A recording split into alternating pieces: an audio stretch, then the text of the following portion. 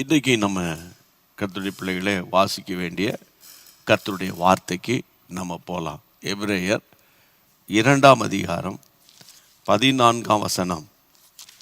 எபிரேயர் 2:14 வாசிங்க. எபிரேயருக்கு எழுதின நிருபம் 2ஆம் அதிகாரம். பிள்ளைகள் மாம்சத்தையும் இரத்தத்தையும் உடையவர்களாய் இருக்க அவரும் அவர்களைப் போல மாம்சத்தையும் இரத்தத்தையும் உடையவரானார். மரணத்துக்கு அதிகாரியாகிய பிசாசானவனை, நல்ல கவனிக்கணும், மரணத்துக்கு அதிகாரியாகிய பிசாசானவனை தமது மரணத்தினாலே அழிக்கும்படிக்கும் ஜீவ காலமெல்லாம் மரண பயத்தினாலே அடிமைத்தனத்துக்கு உள்ளானவர்கள் யாவரையும் விடுதலை பண்ணும்படிக்கும் அப்படியானார். அடிமைத்தனத்திலிருந்து விடுதலை. போன ஞாயிற்றுக்கிழமையிலிருந்து நான் இதை அதிகமாக உங்களோடு பேசியும் உங்களுக்காக ஜெபித்து கொண்டும் இன்றைக்கி வந்த இந்த ஏராளமான ஜெப குறிப்புகளுக்காக ஜெபித்தோம் இல்லை. அதில் இந்த வசனத்தில் பாருங்கள், அடிமைத்தனத்துக்குள்ளான யாவரையும்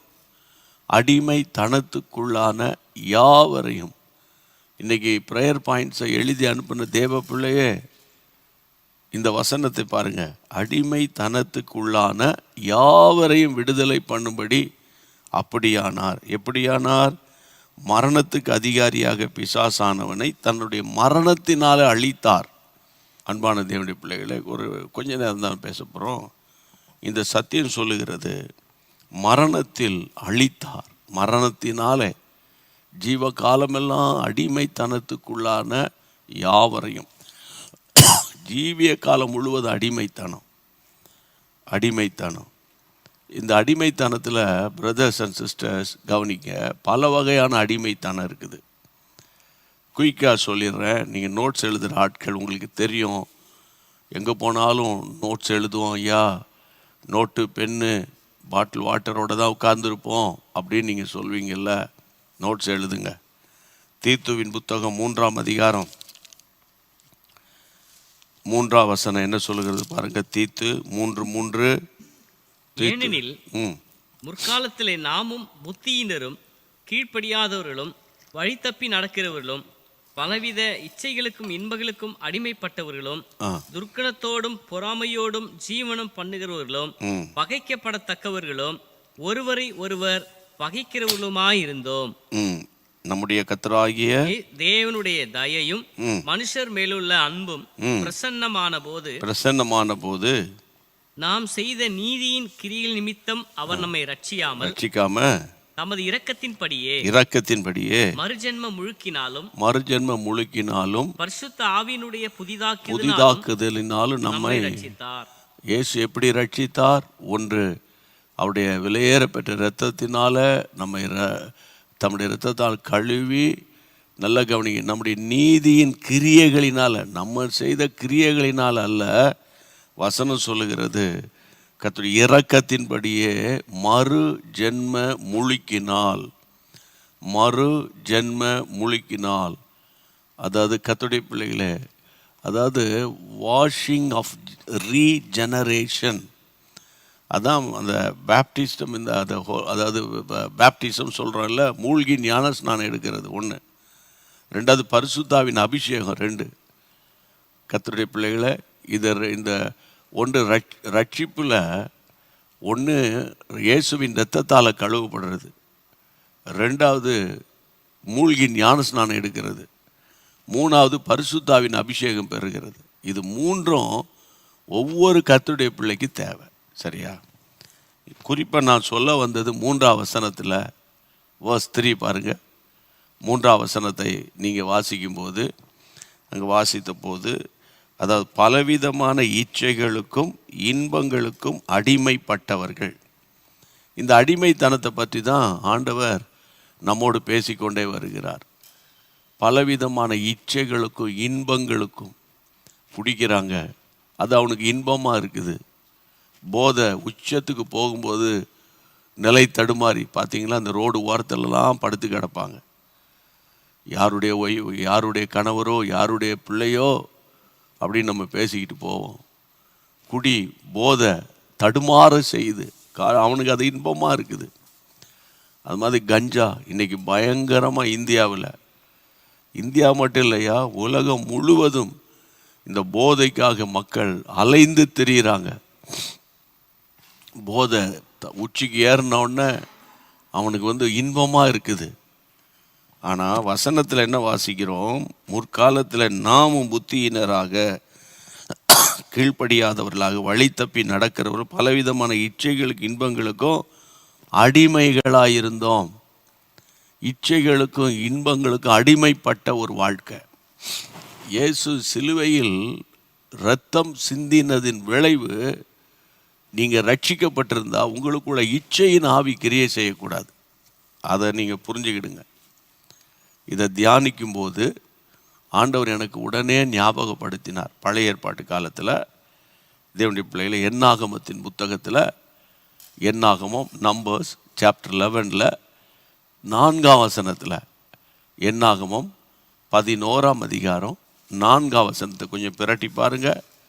அங்கே என்ன வாசிக்கிறோம்? பின்பு அவர்களுக்குள்ள இருந்த பல ஜாதியான அந்நிய ஜனங்கள் மிகுந்த இச்சை உள்ளவர்களானார்கள். இஸ்ரவேல் புத்திரரும் திரும்ப அழுது நமக்கு இறைச்சியை புசிக்க கொடுப்பவர் யார்? ஆமா, அதாவது கர்த்தருடைய பிள்ளைகளை கீழே நீங்க பார்த்தீங்கன்னா, அடுத்தது நாம் எகிப்திலே கிரயமில்லாமல் சாப்பிட்ட மச்சங்களையும் வெள்ளரிக்காய்களையும் பொம்மட்டிக்காய்களையும் கீரைகளையும் வெங்காயங்களையும் வெள்ளைப்பூண்டுகளையும் நினைக்கிறோம். இப்பொழுது நம்முடைய உள்ளம் வாடி போகிறது. இப்போதோ நம்முடைய உள்ளமெல்லாம் வாடி போகிறது. இந்த மன்னாவை தவிர நம்முடைய கண்களுக்கு முன்பாக வேறொன்றும் இல்லையே என்று சொன்னார்கள். கர்த்தருடைய பிள்ளைகளை, இந்த மன்னாவை தவிர நீங்களும் நான் அந்த மன்னாவை பார்க்கல. வானத்திலிருந்து ஒவ்வொரு நாளும் அந்த மன்னாவை பற்றி 8ஆம் வசனத்தில் வாசிக்கிறோம். அதன் ருசி புது ஒலிவ எண்ணெயின் ருசி போல இருக்கும். இரவிலே பாளையத்தின் மேல் பனி பெய்யும் போது மன்னாவும் அதன் மேல் வந்து விழும்.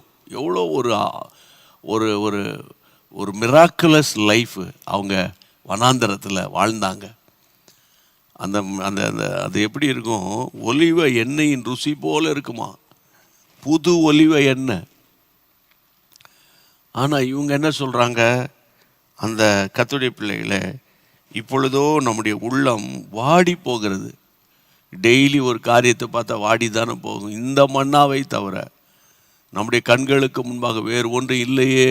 இந்த மன்னாவை தவிர வனாந்தரத்தில் போஷிக்கிற தேவன் என்ற எண்ணம் அவங்க மறந்துட்டாங்க. காரணம் என்னன்னா இச்சை. எதன் மேலே இச்சை? வேதம் சொல்லுகிறது, கர்த்தருடைய பிள்ளைகளே, அதாவது நமக்கு மச்சங்கள் இல்லையே, கிரயமில்லாமல் சாப்பிட்ட மச்சம்னா மீன், மச்சங்கள் இல்லையே. அவங்க சொல்கிறாங்க, கர்த்தருக்கு ஸ்தோத்திரம், அந்த வி ரிமெம்பர் த ஃபிஷ் அப்படின்னு போட்டிருக்கு பாருங்க இங்கிலீஷில். அதாவது ஃப்ரீயாக கொடுத்தாங்க. குக்கும்பரை சாப்பிட்டோம், என்னெல்லாமோ சாப்பிட்டோம். ஆனால் இங்கே பார்த்தா ஒன்றுமே இல்லை. இந்த மன்னாவை பார்த்து அவங்க சொன்னாங்க, அதை மன்னாவை பார்த்து நம்முடைய கண்களுக்கு வேறொன்று இல்லையே என்று புலம்புனாங்க. இச்சையின் ஆவி, சாப்பாடை குறித்த ஒரு இச்சை, அதை சாப்பிடணும், இதை சாப்பிடணும். இன்றைக்கி நான் உங்களை அன்போடு கூட சொல்கிறேன், அது தப்பு கிடையாது. ஆனால் ஒரு வகையில் தப்பு. ஒரு வகை பசிக்கு தான் நீங்கள் சாப்பிடணும். ருசிக்கு போய் கண்டதையும் வாங்கி சாப்பிட்டு ஆர்டர் பண்ணி, முன்னெல்லாம் வீடு அந்த ஹோட்டலுக்கு போய் அங்கே காற்று கடந்து சாப்பிடும். இப்போல்லாம் வீட்டுக்குள்ளேயே ஆர்டரை பண்ணி ஏகப்பட்ட பொருட்களை நம்ம சாப்பிட்றோம். தேவனுடைய பிள்ளைகளே, உணவுக்கு அடுத்த காரியத்தில் இச்சை இருக்கக்கூடாது. போதுமென்ற மனதோடு கூடிய தேவ பக்தியே மிகுந்த ஆதாயம் என்று பைபிளில் வாசிக்கிறோம். உணவுக்கு அடுத்த உணவில் உங்களுக்கு ஒரு விடுதலை வரணும். உணவில் ஒரு ஏதோ டயபெட்டிஸ் இருக்கா, அல்லது பலவீனங்கள் இருக்கா, கொலஸ்ட்ரால் இருக்கா, டாக்டர் சொல்லியிருக்காங்க, கொஞ்சம் உணவு கட்டுப்பாடு இருக்கணும். நம்ம என்ன நினைப்போம்? இவர் விசுவாசம் இல்லாமல் பேசுகிறாரு. ஆமாம், ஆண்டவர் அடித்து புசின்னு தான் சொல்லியிருக்கு அப்படின்னு இஷ்டத்துக்கு கண்டதையும் சாப்பிட்டுக்கிட்டு கடைசியில் அந்தந்த வயதுகள் வரும்போது பலவீனங்கள் நம்மை தாக்கக்கூடும் இல்லையா? இப்போ நான் என்ன உங்களோடு கூட பேசுகிறேன்னா, நான் எப்போவுமே அனுபவ ரீதியாக பேசுகிறேன். இப்போ இந்த இச்சையின் ஆவி பல விதங்களில், சிலருக்கு பணத்தின் மேலே இச்சை, சில உலக மோகம், உலகத்துக்கு அடுத்த காரியங்களில் இதை வாங்கணும், இதை வாங்கணும், இப்படி இருக்கணும், அப்படி இருக்கணும்னு அவ்வளோ பணத்தை நஷ்டப்படுத்துவாங்க. கர்த்தருடைய பிள்ளைகளே, இந்த பரிசுத்த வாரத்தில் ஆண்டவர் நம்மோடு கூட பேசுகிறார். அதாவது இச்சைகளுக்கு இன்பங்களுக்கு அடிமையான ஒரு காலம் இருந்துச்சு. அப்படி ஒரு வேளை இருக்கான்னு பாருங்க. உடனே இன்றைக்கே நீங்கள் ஒப்பு கொடுத்து ஜெபிக்கணும் ஆண்டவருடைய கைகளில். ஆமேன். அடுத்தது வேகமாக கலாத்தியருக்கு எழுதின நிருபத்தில் 4ஆம் அதிகாரம் 3ஆம் வசனம். அப்போஸ்தலனாகிய பவுல் கலாத்தியருக்கு எழுதின நிருபம் 4:3. அப்படியே நாமும் சிறு பிள்ளைகளாக இருந்த காலத்தில் இவ்வுலகத்தின் வழிபாடுகளுக்கு அடிமைகளாக இருந்தோம். ஒன்று, இச்சைகளுக்கு அடிமைகளாக இருந்தோம். 2வது, இவ்வுலகத்தின் வழிபாடுகளுக்கு அடிமையாக இருந்தோம். கர்த்தருக்கு ஸ்தோத்திரம். உலகத்தின் வழிபாடுகளுக்குன்னு தமிழ் அழகாக இருக்குது. கர்த்தருக்கு மகிமை உண்டாகட்டும். இந்த பாண்டேஜஸில் பல வகை இருக்குது. இங்கே கலாத்தியருக்கு எழுதின நிருபத்தில் கலாத்திய சபையை பார்த்து சொல்கிறாரு. என்ன சொல்லுகிறார்? கலாத்திய சபையை பார்த்து 3ஆம் வசனத்தில், நாமும் சிறு பிள்ளைகளாக இருந்த காலத்தில் இவ்வுலகத்தின் வழிபாடுகளுக்கு அடிமையாக இருந்தோம். சிறு பிள்ளைத்தனம், அதாவது ஸ்பிரிச்சுவல் மெச்சூரிட்டி இல்லாத ஒரு காலம். இங்கே பாருங்கள், இப்போ நீங்கள் புதுசாக இயேசுவை ஏற்றுக்கொள்ளும்போது பைபிள் வசனம் எல்லாம் உங்களுக்கு இன்ட்ரெஸ்டிங்காக இருக்கும். சரியா? ஆனால் வசனம் இப்படி இருக்குது, நம்முடைய வாழ்க்கை இப்படி இருக்குன்னு உங்களுக்கு தெரியும், ஒப்பு கொடுப்போம். ஸ்பிரிச்சுவல் மெச்சூரிட்டி இல்லாத, அதாவது ஆன்மீக ஆவிக்குரிய முதிர்ச்சி இல்லாத விசுவாசிகள் நிறைய பேர் இருக்காங்க. அவங்க வயது கூட இருக்கலாம், ஆனால் ஆன்மீக வாழ்க்கையில் அவங்களுக்கு மெச்சூரிட்டி இருக்காது. அதான் சிறு பிள்ளைகளாக இருந்த காலம். அப்போ இந்த உலக வழிபாடுகள், இந்த உலகத்தில் பலவிதமான வழிபாடு இருக்குல்ல. ஒவ்வொருத்தரும் ஒவ்வொரு மதத்தை பின்பற்றும் போது சடங்குகள், சடங்காச்சாரங்கள், நல்லது கெட்டது வீடுகளில் நடக்கும்போது அவங்க பின்பற்றுகிற நடைமுறை வாழ்க்கையில் அவங்க நடத்துகிற ஆராதனை விதங்கள், ஆராதனை முறைமைகள். ஆனால் ஒரு காலத்தில் நாம் இருளுக்குள்ளே இருந்தோம் இல்லை? ஒரு காலத்தில் உலகத்துக்குள்ளே இருந்தோம். ஒரு காலத்தில் அந்நியர்களும் பரதேசியுமாய் இருந்தோம். அப்போ உலகத்துக்கு ஒத்த வேஷம். உதாரணமாக அவங்க வீட்டில் ஒரு கல்யாணம் நடக்குதுன்னா அந்த கல்யாணத்தில் என்னென்ன சடங்கு நடக்கணும், என்ன சடங்காச்சாரம் இருக்கணும்னு உங்கள் எல்லாருக்குமே தெரியும். இன்றைக்கும் பாருங்கள், கிறிஸ்தவங்க நாள் பார்க்குறாங்க. ஆமாம், ஆனால் சர்ச்சிலையும் மெம்பராக இருக்கிறாங்க, ஆக்டிவ் மெம்பராக இருக்கிறாங்க. அதில் வேறு இன்னும் சொல்லப்போனால் பரிசுத்தாவின் அபிஷேகம்லாம் பெற்று அந்நிய பாஷையெல்லாம் பேசுகிறாங்க. ஆனால் பார்த்தீங்கன்னா கல்யாண வீடுகளில் அவங்க நீ சேலை எடுத்து கொடுக்கணும், அவங்க உனக்கு அதை எடுத்து கொடுக்கணும். இதுதான் நம்ம ஊர் பழக்கம், இதுதான் நம்ம வீட்டு பழக்கம். இங்கே பாருங்கள், உங்களுக்கு தான் பிரசங்கம் பண்ணுறேன். ஊர் பழக்கம் உன்னால் முடிஞ்சா செய். ஆமாம், என்னை பொறுத்தவரையில் பொருளாதாரம் இருக்கா, சந்தோஷமாக செய்யுங்க, போயிட்டு போகுது. வாழ்க்கையில் ஒரு முறை தானே கல்யாணம் பண்ணுறீங்க, செஞ்சுட்டு போங்க. ஆனால் நீ செய்யணும், அவங்க அதை செய்யணும், இவங்க இதை செய்யணும், இந்த மாதிரி நீங்கள் இருந்தீங்கன்னா அதுதான் இந்த வசனம். சிறு பிள்ளைகளாக இருந்த காலத்தில் இவ்வுலகத்தின் வழிபாடுகளுக்கு அடிமையாக இருந்தோம். அப்படி இருக்கா? அப்படி நான் பேசுவது உங்கள் வீட்டுக்குள்ளே இருக்குமானால், சில சபைகளில் நகை போட மாட்டாங்க, சில சபைகளில் நகை போட மாட்டாங்க. பிரைஸ் காட், அவங்கள நினைத்து நான் கர்த்தரை மகிமைப்படுத்துகிறேன். ஆனால் என்கிட்டே நிறைய ரிப்போர்ட் வரும், நகை வேண்டாம்யா, அதுக்கு பதில் பணமாக கொடுக்க சொல்லு. அது என்ன ஸ்பிரிட்டு? அது என்ன ஆவி? அது என்ன ஆவி? ஆமாம், ஏதாவது சொத்து எது இருக்கா, கொஞ்சம் என் பேரில் எழுதி வைக்க சொல்லு. அதுக்கு எதுக்கு இன்னொருத்தருடைய சொத்தை அபகரிக்கிற மாதிரி தானே அது அர்த்தம்? என்ன சொல்கிறீங்க? என்ன ஒன்று ஆண்டவர் உங்களை ஆசீர்வதிக்க மாட்டாரா? இல்லை உனக்கு இருக்கிற சொத்து போதாதா? நாளைக்கு உங்கள் சொத்தை தலையில் வச்சு தூக்கிட்டு போக போகிறீங்களா நீங்கள்? இப்போ நான் பேசும்போது ஆமாம் பிரதர் கரெக்டாக பேசுகிறாருன்னு, ஆனால் நீங்கள் உங்கள் பிள்ளைகளுக்கு எப்படி நடக்கிறீங்கன்னு பாருங்கள். அதான் ரொம்ப முக்கியம். எங்கள் பிள்ளைகளுக்கெல்லாம் கல்யாணம் பண்ணோம், 2 பிள்ளைகளுக்கு. அவங்க வீட்டில் என்ன சொத்து இருக்குது, இவங்க வீட்டில் என்ன சொத்து இருக்குது. இயேசுவோட பெரிய சொத்து என்னையா இருக்கு? இயேசு ராஜாவின் ரட்சிப்பை விட, பரிசுத்தாவின் நிறைவை விட சொத்து என்ன இருக்கு? கிறிஸ்தவனே, பாரம்பரிய கிறிஸ்தவனே, மாய்மால கிறிஸ்தவனே, ரெட்ட வேடம் போடுற கிறிஸ்தவனே, இந்த சத்தியத்தை நீங்கள் அறிந்து கொள்ளுங்க.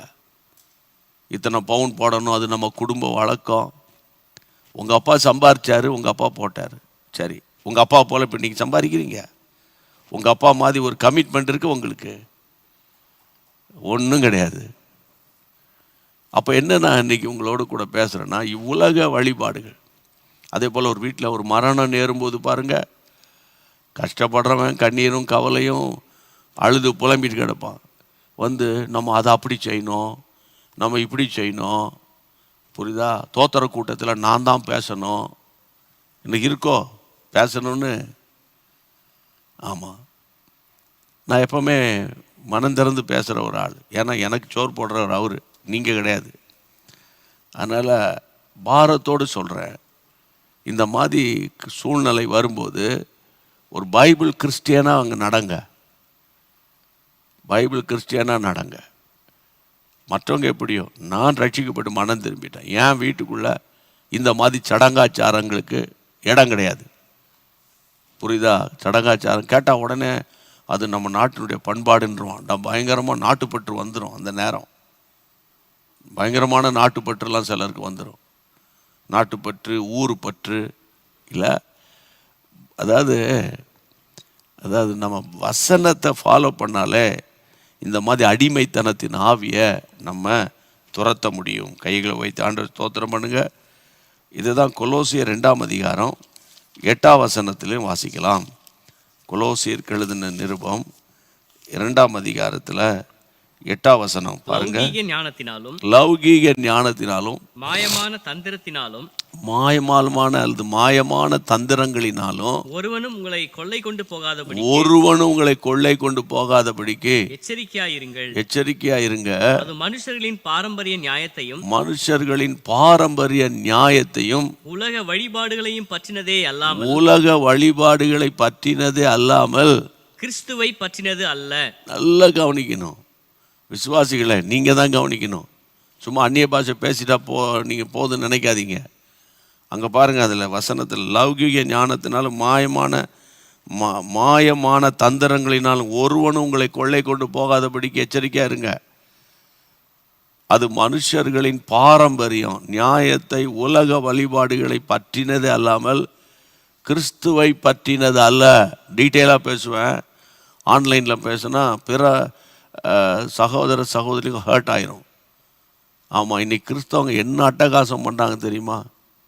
ஒரு குழந்தை பிறக்குது அல்லது குழந்தை உருவாக்கப்படுதுன்னா ஜபம் பண்ணி தோத்திரம் பண்ணிட்டு போயிடணும். அதை விட்டுக்கிட்டு என்னெல்லாம் அட்டகாசம் பண்ணுறீங்க, என்னெல்லாம் அட்டகாசம் பண்ணுறீங்க. அதுக்கு எவ்வளோ பணம் செலவு பண்ணுறீங்க. பெத்த தாய்க்கு சோறு பொங்கி போடுறதுக்கு வழி கிடையாது. உங்கள் வீட்டுக்கு கூட்டிகிட்டு போ, அங்கே 1 மாதம் வை, என் வீட்டில் ஒரு 10 நாள் இருக்கட்டும். அங்கே வயசான தாயை தகப்பனை இழுத்தடிக்கிற கிறிஸ்தவங்க எவ்வளோ பேர் இருக்காங்க. ஆமாம், எவ்வளோ பேர் இருக்கான் இல்லை? ஞாயிற்றுக்கிழமை அந்நிய பாஷை பேசி ஆவியிலேருந்து ஆய்வுன்னு சொல்லுவீங்க. மாமியாரை வீட்டுக்குள்ளே வச்சு சோறு பொங்கி போட்டு மாமியாரை உபசரிக்க முடியலன்னா உனக்குள்ளே இருக்கிற ஆவி சரியில்லை. அதான் முக்கியம். நான் பேசுகிறது யாராவது பேசுகிறதா டைரெக்டாக ஃபோனை போட்டு என்கிட்ட விவரம் கேளுங்க, நான் உங்கள்கிட்ட பேசுகிறேன். ஏன்னா இன்றைக்கி நீ பைபிள் ஃபோக்கஸ்டு கிறிஸ்டியனாக மாறினாதான் இந்த பைபிளில் இருக்கிற ஆசீர்வாதம் உங்களுக்கு வரும். அதுக்கு தான் நான் வழி காட்டுறேன், வேறு ஒன்றும் இல்லை. அப்போது தேவனுடைய பிள்ளைகளை ஒன்றே ஒன்று சொல்லி முடிச்சிடுறேன். ஒன்று, இச்சைகளுக்கும் இன்பங்களுக்கு அடிமையானார்கள். 2வது, இவ்வுலக வழிபாடுகளுக்கு அடிமையானார்கள். மூணாவது 1 கொரிந்தியர் 7ஆம் அதிகாரம் 23ஆம் வசனத்தில் அங்கே எழுதப்பட்டிருக்குது, கர்த்தருக்குள் அழைக்கப்பட்ட அடிமையானவன் கர்த்தருக்குள் அழைக்கப்பட்ட அடிமையானவன் கர்த்தருடைய சுயாதீனனாய் இருக்கிறான். ம் அப்படியே அழைக்கப்பட்ட சுயாதீனன் ம் கிறிஸ்துனுடைய அடிமையாய் இருக்கிறான். கிறிஸ்துவினுடைய அடிமையா இருக்கிறான். நீங்கள் கிரயத்துக்கு கொல்லப்பட்டீர்கள். நீங்க கிரயத்துக்கு கொல்லப்பட்டீங்க. மனுஷருக்கு அடிமைகள் ஆகாதிருங்கள். என்னைக்கு நீங்க ரட்சிக்கப்பட்டு இயேசுவை நல்ல கவனிங்க. டிவி பார்த்து கேட்டுட்டு இருக்கீங்க, சோஷியல் மீடியாவில் கேட்டுட்டு இருக்கீங்க. என்னைக்கு ஐயா, whether you are a Christian, I mean CSI Christian or assemblies of God, TPM, Pentecostal, Lutheran, எந்த சர்ச்சு வேணாலும் இருங்க.